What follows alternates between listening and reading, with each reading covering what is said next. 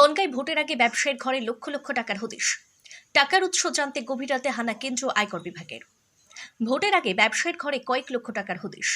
এই টাকা কার, কোনো অবৈধ কাগজপত্র আছে কিনা তা খতিয়ে দেখতে গভীর রাতে বনগাঁ বাটার মোড় সংলগ্ন ওই ব্যবসায়ীর প্রতিষ্ঠানে কেন্দ্রীয় আয়কর বিভাগের 3 সদস্যের দল।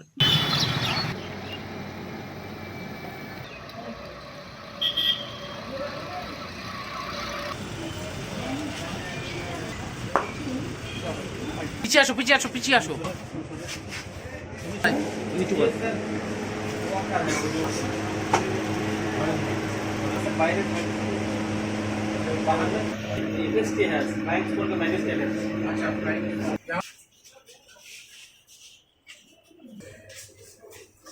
গভীর রাত থেকেই দফায় দফায় তল্লাশি ও জেরা শুরু করেছে ওই ব্যবসায়ী প্রতিষ্ঠানে।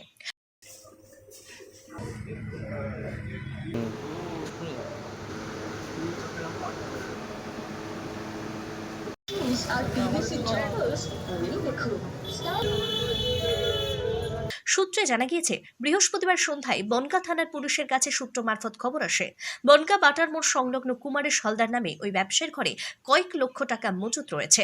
এরপরেই বনগাঁ থানার পুলিশ ওই ব্যবসায়ীর ঘরে এসে তল্লাশি শুরু করে। খবর পেয়ে ঘটনাস্থলে ছুটে আসে নির্বাচন কমিশনের কয়েকজন আধিকারিক। তাদের জেরায় ব্যবসায়ী কুমারেশ হালদার কোনো রকম সদুত্তর দিতে না পারলে খবর দেওয়া হয় কেন্দ্রীয় আয়কর বিভাগে।